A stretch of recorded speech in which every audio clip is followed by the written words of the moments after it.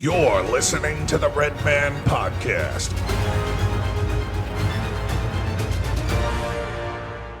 All right. Hello, everybody. After a long hiatus, we've returned on the Red Man Podcast, and I'm actually joined with Kolby here, who has been on previous episodes. Kolby, it's been, I don't know, how long has it been? About a year?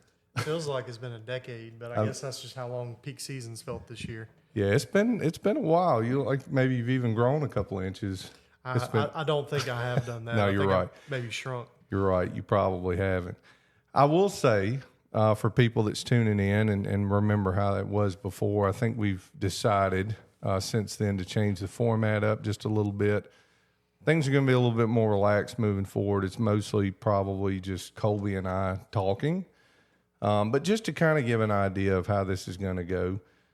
Because we wanted, if you remember, Kolby, and we said it, we wanted this podcast to not only appeal to people in the pest control industry, but also just people that like insects or into entomology. So we kind of want to speak to both sides of that. So I think every episode we're going to try to at least cover some kind of, I don't know, maybe an exotic or interesting insect. Kind of, I don't know, call it your insect profile segment or arachnid segment.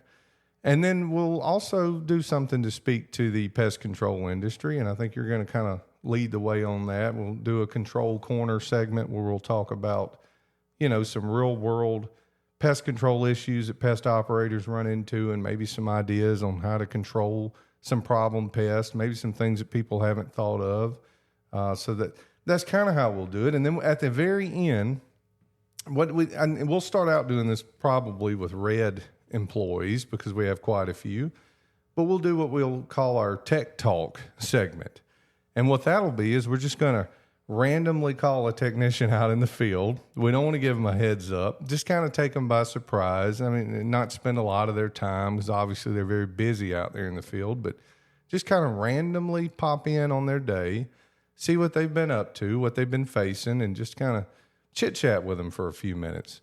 So again, that's pretty different from what we were doing before. Does that sound good to you, Kolby? Yeah, I mean, that sounds great. I'm very interested and excited for the tech talk segment. Especially the guy for today. Yes. Quite a character if we can get him on the phone. Well, he was picked first on purpose because he probably will. You know, it's either going to be really, really good or it's going to be really bad and we have to edit it out. Yeah. And if we have to edit it out, I guess we'll explain that at the end. But hopefully not. Hopefully it'll go really, really well. So, again, we're going to start with the insect profile segment. And today, and I picked this because out of all the insects out there, the mantis is probably one of my favorites. I mean, even back when I was a kid, it was sort of a very interesting looking insect. And even as an adult now, when I've encountered them out in the field, I mean, mantises are really interesting to me. But specifically, we were going to talk about the Carolina mantis. Have you ever come across these out in the field? Oh, yeah. Yeah, Many I mean, times. There's a certain time of year where you run into them. But it's not unusual by no means, especially where we are here in Mississippi. We run into them all the time. Now, they're not the bright green that you see with the typical stereotypical mantis, I guess, that you see in pictures and stuff. The Chinese mantis, which I think most people in the United States think of when they think of a mantis, that giant green, bright green insect. It's not that. This one's more like a tan color, brown, maybe even a little bit of gray in there, which makes sense because it does match the environment that they're often found in. It's sort of a camouflage form. They're not as big as the Chinese mantis. Adults typically range from an inch to 2.5 inches in length, and females, which I believe is the case in most all mantises, are larger than the males. Wings, males have longer wings that extend past the abdomen. Females have shorter wings that usually don't reach the end of the body. And of course, they have those eyes that I think everybody thinks of when they see a mantis. And I could be wrong on this, but it seems like I remember. I mean, have you ever seen the Aliens movies or Aliens? Mm-hmm. I want to say some of the mantis characteristics were used when they develop those characters. The xenomorph, the alien that's in those movies. I think they took some of the characteristics from the mantis to to come up with that creature, which is a frightening creature if you've never seen it. But those large eyes, I can't think of that. And then these eyes work really, really well. They can detect moving up to 60 feet away with those eyes. As far as what they eat, they're carnivorous and opportunistic. They eat flies, moths, grasshoppers, crickets, and sometimes even small lizards or frogs. Did you realize that? Oh, yeah. I didn't realize that. I didn't realize they were running around eating lizards. They are an ambush predator, kind of like a lion, relies on stillness and patience, or a leopard, something like that. They're real slow and deliberate with their movements. Front legs are, but it's the pincher looking things where they can grab their prey and hang on to it. And they are cannibals too. I didn't realize that. Mm-hmm. It's a common thing among mantids, especially. Well, I didn't realize that, but I do know that after mating the females, everybody knows what happens after they mate. The females generally do what? Cut the head off. Yeah, take the head off the male, which is absolutely terrible. Thank God I'm not a mantis. Look, the insect world is brutal on males. It is. It really is. Across the board. It really is. Males are the better flyers than the females, which they should put that into action when it's time for the female to try to kill them. You would think they would they would take off and fly away, but apparently it doesn't happen very often. I was watching The Tonight Show the other night. It's with Jimmy Fallon now. Do you ever watch The Tonight Show? I watch highlights from time to time. But so you're probably in bed most of the time, aren't you? When The Tonight Show comes, you go to bed early, don't certainly, you? yes. Yeah. Yes. Well, I mean, it comes on around 10:30. So. Oh yeah, I'm dead asleep at that time. Well, I don't really watch a lot of The Tonight Show either, but I do know the other night, I guess it was a week or two ago, I was flipping through the channels and Jimmy Fallon had. And I came in the middle of it, so I don't even really know who this lady was. I don't know if she's an entomologist or some other related field, but she had a bunch of insects that she brought on the show. And in the middle of the show, I don't think she even cleared it with Jimmy, but she brought this big mantis out, and she just placed it on his face and didn't really give him a heads up. A live one. Yeah, a live man. And this thing was huge, and she just puts it on his face. Wow. And, of course, he reacted the way you probably would imagine he did. He freaked out. Yeah. But now here's the interesting thing. His guest for that night was the actress Selma Hayek. You familiar with her? No. Okay, well, she's been around a long time. The movie From Dusk Till Dawn, if you've ever seen that, was her first one. I think more recently, those Grown Ups movies with Adam Sandler, she plays his wife in those movies. Okay, but, yeah. I know you're talking about she was his guest. And so she sees this, and of course she's laughing at Jimmy and everything, and she's like, you know what, put it on my face. Like she asks them, put the mantis on my face, and they did. And she acted like she was just totally cool with it. It made Jimmy look like a big old sissy. It did. It made him look like a baby. Well, look, mantids they're actually a pretty common household pet for a lot of people. People Really? import them from all over the world, all different exotic species of them, even the Carolina. And they're good pets. They live for 3 or 4 years. Really? Yep. It seems like they would be, and I guess I just hadn't put a lot of thought into it. It just seems to me like they'd be hard to keep alive, but maybe not. It's kind of like a tarantula or something else predatory. You just put their prey in the container with them in their little terrarium and let them go after it, and they get it. Well, I know specifically the Carolina mantis. If probably in captivity, they probably can live up to 2 or 3 years. Right. I know out in the wild, it's usually if they get a year, they've had a good life out in nature. When they lay eggs, the female, it's like 30 to 200 eggs at a time. Nymphs hatch in the spring or early summer, and they look like the little miniature adults, but they just don't have wings. They do undergo multiple molts during their lifetime, 6 to 9, before they reach adulthood. And as I said, we talked about their lifespan. Again, out in the wild, if they get to 12 months, they've had a good life, but usually they die by the time we get to the early part of winter. It's over for them. Now, where can you find them? Again, if you live in the South, where we live, because I can't really speak to the rest of the country, but I know here gardens. Any kind of shrubs around the house, especially wooded areas, maybe wood lines of forests, stuff like that, you can find them. They prefer the warm and sunny environments with plenty of vegetation for cover and hunting. They do have a pretty big ecological role. They are natural pest control. They help manage insect populations in gardens and farms. They do feed on pests, but they may also eat beneficial insects like bees and butterflies. So that's something to be aware of too. Yeah, so something I was going to mention there while you were covering that is, you can actually, there's companies out there that will ship you a box of baby mantids. No, I didn't know that. You go to parts of the internet I don't go to. The parts of the internet come to me, buddy. But yeah, you can order a box of baby mantids, and the whole purpose is biological pest control. And you can put them out in your garden, put them out, around your house, and they just help take care of some of the pests. So you purchase them with the intent of using them as pest control for your garden. That's really interesting. Correct. And honestly, that's pretty smart. I've never thought about that. Yep. But I bet it would work really well. It's a seasonal thing. It's not something that you do year round, but for some people who are more conscious of the environment, don't want to put pesticides around their house, this is an option that they could kind of go after. You just know a little bit of everything, don't you? That's what I do. Yeah. Mr. Know-It-All. Hey, Mr. Know-It-All. Thank you, Mr. Know-It-All. I knew where that was going. All right, so some interesting facts. The Carolina mantis is the state insect of, you guessed it, South Carolina. I guess it's not good enough for North Carolina, but South Carolina. It exhibits sexual dimorphism. So it's a noticeably different body size and wing length between males and females. We talked about that. And it can rotate its head nearly 180 degrees to scan surroundings, which is a rare ability among insects, and that probably makes it easy for the female to just pinch that head right off of its body. Got a thin neck. Yep. And I was trying to think, is there any like mantises in popular culture? And I guess I want to say there's a character.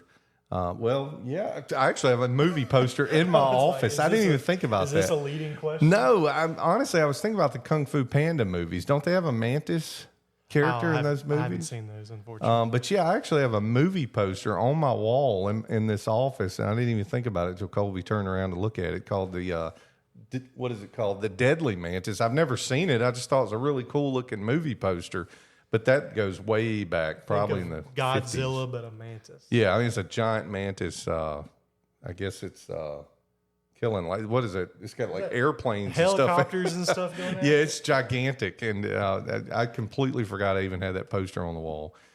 So that's just a couple of examples of where you could find it in pop culture. But anyway, that's probably it for the insect profile on the Carolina mantis. Again, I think it's interesting. And I would say if anybody listens to this podcast and you ever have a particular insect or arachnid that you'd like for us to talk about or give us your own insight on, then by all means, shoot us an email. Let us know about it. So you're going to take over now with our Control Corner segment. I think you're talking about a completely different insect. Yeah, we're going to switch from Mantidea to Hymenoptera real quick in the insect orders of things. And this is another one that's been in the news here recently, and Chris is going to touch on that here in a moment. But we're going to talk a little bit about how to prevent primarily, and then if you have to deal with them, control yellow jackets. Chris, I've been with you out in the field on occasion, and you've had a few run-ins with yellow jackets. I already know where you're going. You love to bring this up. Kolby did see an instance where, I know what you're trying to say. You're trying to say I was trying to just be Mr. Macho Man. Oh, yeah, Macho Randy Savage.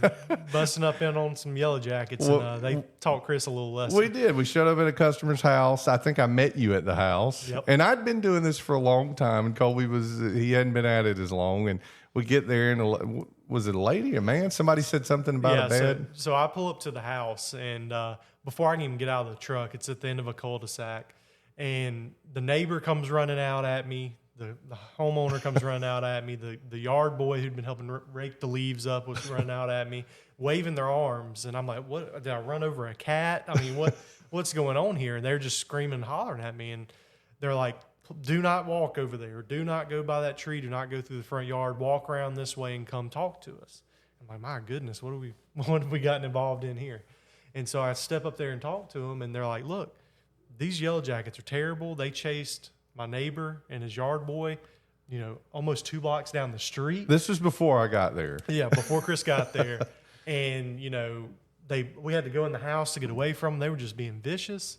And I'm like, my goodness, I'm sorry I had to deal with that. He's like, yeah, we got tore up. So I proceed, of course, as you do, to go in the house with the lady and kind of get some more information on exactly where they're located. And I'm explaining to her, hey, look, and I'll kind of touch on this portion of the control method now. You typically want to deal with stinging insects early in the morning or late in the afternoon when they're the least active. The temperature changes. Their circadian rhythm kind of dictates when they go out and start being productive each day. And you want to catch them when they're sleeping. And so I was explaining all this to her. Well, around about that time, I hear a big thump out front of a door shutting to a truck.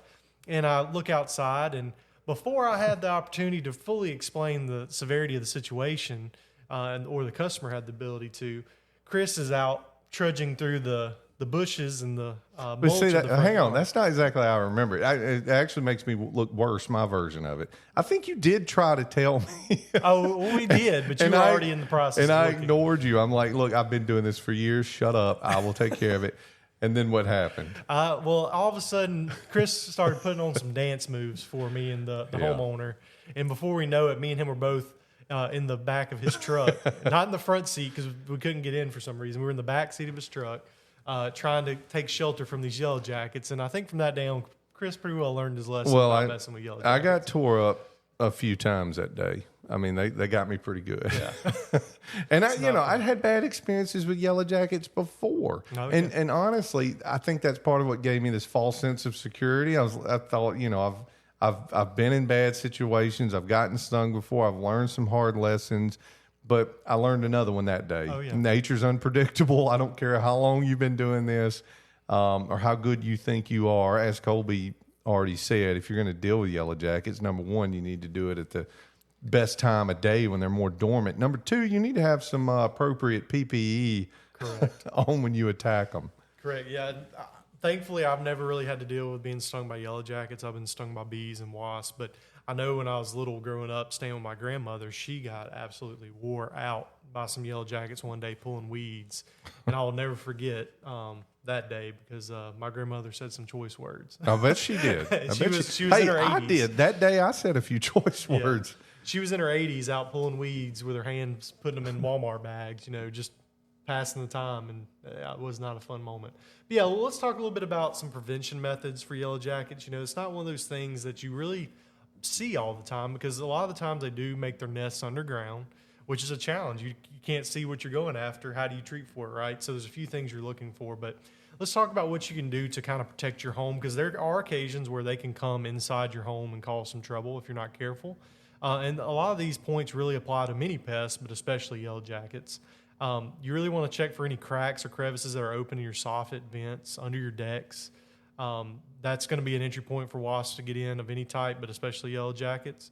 You want to make sure you're using caulk regularly and reapplying as it kind of fades and wears out over time and begins to crack. That can create an opportunity to entry. And then foam, it can be used. I'm not a big fan of the foam stuff, Chris. No. It's a little sloppy looking. Can cause some other issues down the road with moisture, but the canned foam can be a quick fix to block access to various different areas. But honestly, one of the biggest things you can do with the yellow jackets and all vespids is, you want to look for any trash or food or any attractant that's going to cause them to come into your safe space, so to speak. They really like sweet smells, they like fruit, perfume, which many people don't really understand why they're attracted to perfume that ladies wear, or even cologne that men wear. There's a lot of natural botanicals in those perfumes and colognes that in their natural environment are what these insects are looking for because they are a pollinator of sorts. Right. But ultimately, you want to make sure you're cleaning up your trash. If you have any fruit-bearing trees around the home, pick up the fruit, throw it away. Don't leave it floating around on the ground, sitting on the ground to rot. That's going to attract them. So seal up entry points, pick up your trash. Seems simple, but it can be easily overlooked. Something that I'm not really familiar with, just doing this research for this segment, is there are some repellent plants, actually, that can help with this issue. I don't know how effective it would be.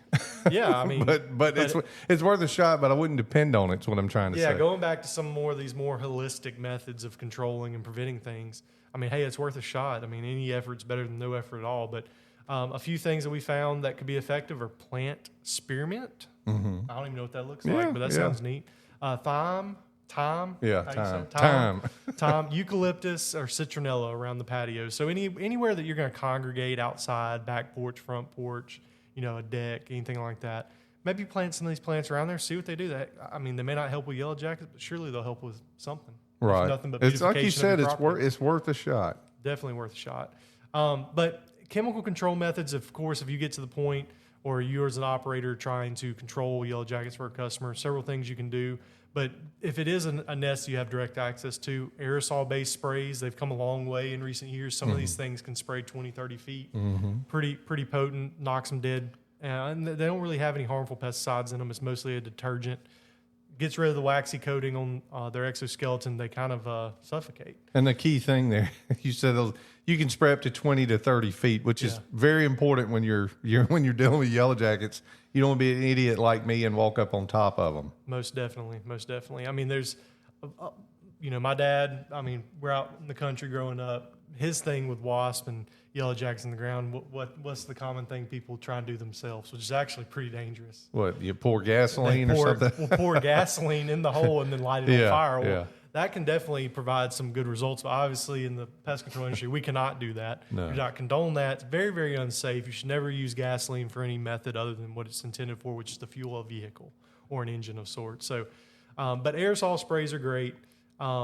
There's a whole host of other things you can do in preventing and treating with dust and, spray directly into the entrance hole. So if you do find that entrance hole, you come in the morning or the afternoon in your suit, you can put a dust product in there, the holes that they create burrowing into the ground.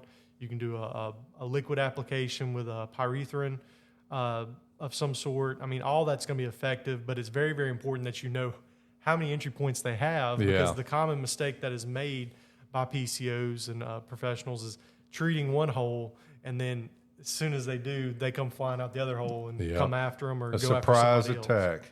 So you really want to make sure you're kind of doing a little surveying, a little undercover work before you go in for the treatment, because it could pay its dividends multiple times over when you go to do the treatment. You want to make sure you get them all the first time around. And if you've got, I can't say it enough, if you have a bee suit, you need to be wearing it. And not only do you need to be wearing it, I see people do this. I see pest operators do this. They'll put the bee suit on, they'll put the veil on, but they don't tie the bottom part of the veil off. Yep. Now, again, I learned that lesson the hard way, and it was dealing with yellow jackets. And I had a bee suit, and I thought I'm good. Well, I didn't tie the bottom part. Well, guess what?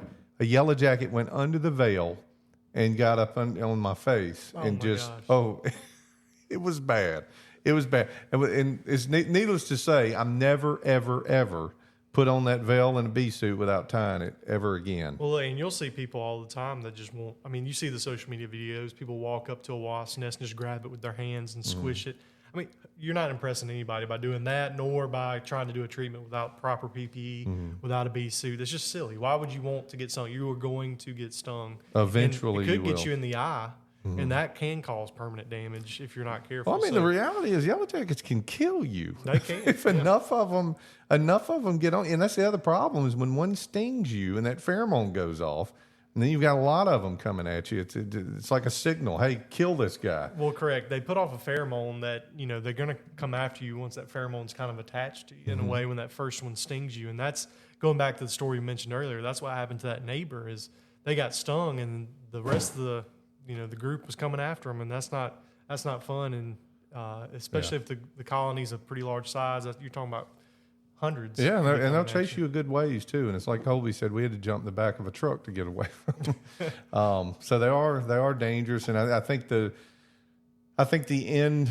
and I don't know if you're at the end or not, but the ending thought on this for me would be if you're a pest control operator, you take all the precautions you need to. But if you're just a average Joe out there and you're listening to this because you just like insects, you really don't need to be trying to control a yellow jacket problem yourself. I would strongly recommend getting some professional assistance with that. Yeah, and look, at the very least, if you are a DIYer, make sure you tell somebody about what you're doing. Don't be a one-man show out on a property.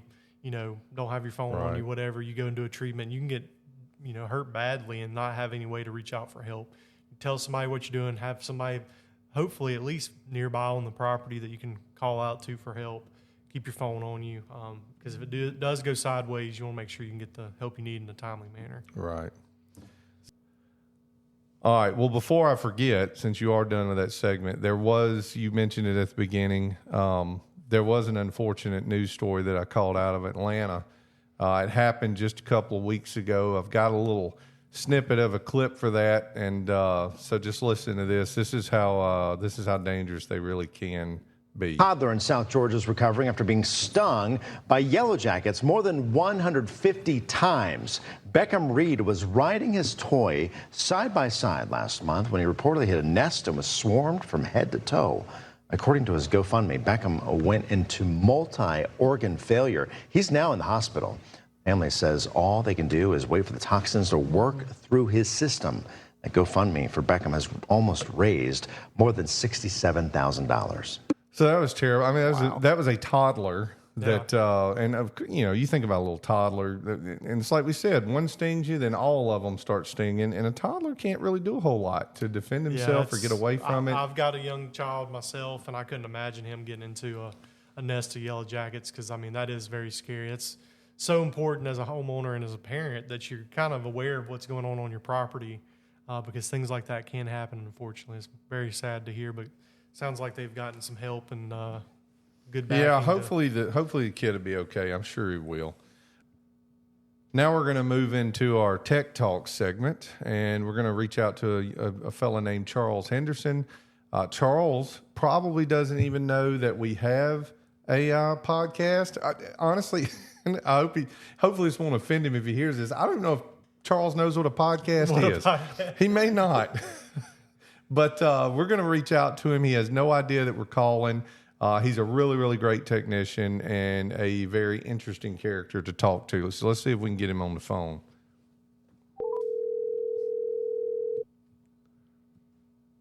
Oh, yeah? Charles Henderson, it's Chris Mosley. Chris Mosley. Charles, listen, I got Kolby with me. You are our first technician guest on our Red Man podcast that we do. So we just call technicians randomly out in the field, see what you're dealing with today. So hopefully we're not trying to put too much pressure on you, but you're the very first one. What you been up to today? Man, nothing but work out here killing the mosquitoes, roaches, spiders, wasps, and all the types of bugs that be crawling around every day. You've killed a little bit of everything. Everything. Just a stone cold killer. Charles Henderson. That's right. Charles, let me ask you something. Yeah. Okay. You, for whatever reason, I know some of the reasons because you and me go way back. I've known Charles a long time. Kolby has too. But you have always gotten really good surveys and reviews from customers. Customers often mention you by name when they review your services. What do you do to make these customers so happy when you go out there? I mean, are you cutting their grass for them? Are you washing their car? What are you doing, Charles, make all these customers love you so much? Well, the most important thing is being yourself, being friendly, and being customer service. Right. So whatever the customer needs and wants, and if I can do it, I'm going to do it. Whether it is washing their car, cutting their grass, bringing the newspaper up, or bringing the garbage can up. That's awesome. It's just having customer service, because if I would like my home treated the same way I treat their home. Yeah, that's a good point. Look, he said he was open to washing cars, so I hope nobody in Jackson, Mississippi area hears this. They might start hitting you up to wash their cars when you come out to do their pest control. But that was a great answer. That was a great answer. And Charles said, hey, I would do it. If they asked me to do it, I'd do it because, and I believe him because Charles makes his customers really, really happy. He'll definitely chop them some firewood. I know that for a fact. He would. This man can chop some firewood. Exactly. And I owe Kolby some firewood too. So first chance I get, when I come back down there in Gulfport, I'm going to put some firewood in the back of this truck and give it to him. I hear Kolby, you. do you even have a fireplace? I do, but it's a gas fireplace now. My last house had a real fireplace. Well, we're going to take that gas out and put an insert in there and put some real wood there. So when you want to eat some marshmallows or hot dogs or something like that, I'll be good. You can do it. There you go. Well, Charles, let me ask you a question. Obviously, this is Kolby.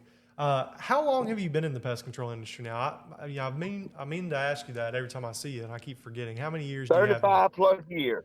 35 plus years. Wow. Charles, That's a long time. I made the joke right before we called you. I said, I wonder if Charles even knows what a podcast is. Do you know what a podcast is, Charles? No. Thank you for your honesty, Charles.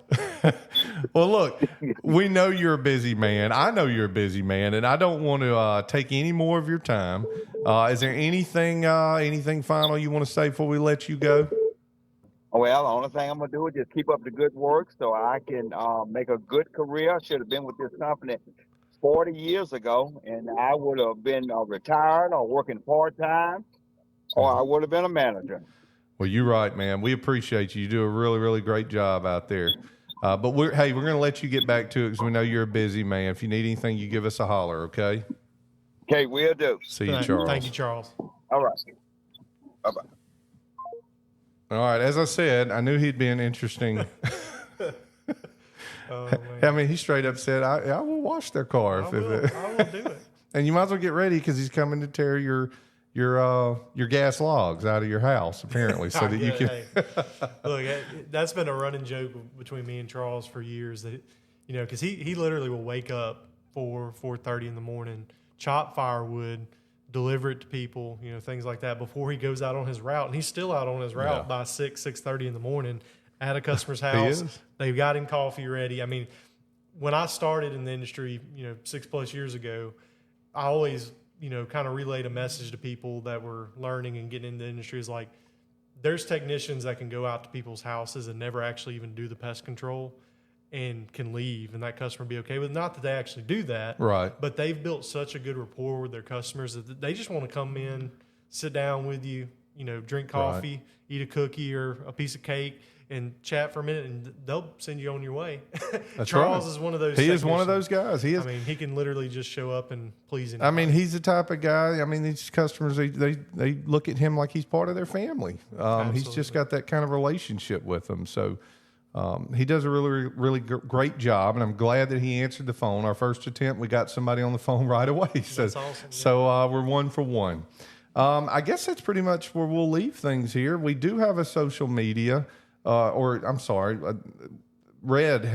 Pest Solutions has a Facebook page, but we also have a good email address where I mentioned earlier, if you have suggestions for your the insect profile or something you want to hear about related to pest control or control corner segment, or when we get down the road, if this really takes off, if you're a pest control operator, you have business, you want us to jump in and call one of your employees out in the field, we'd be glad to do that and ask them a few questions. But I guess we'll leave it here unless you've got something else, Kolby.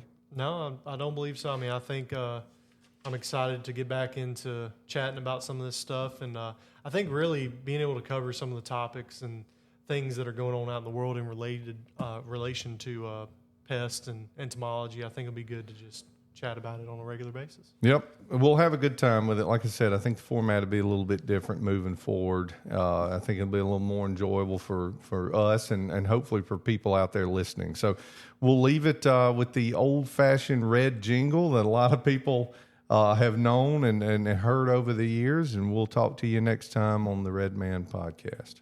Call the Red Man.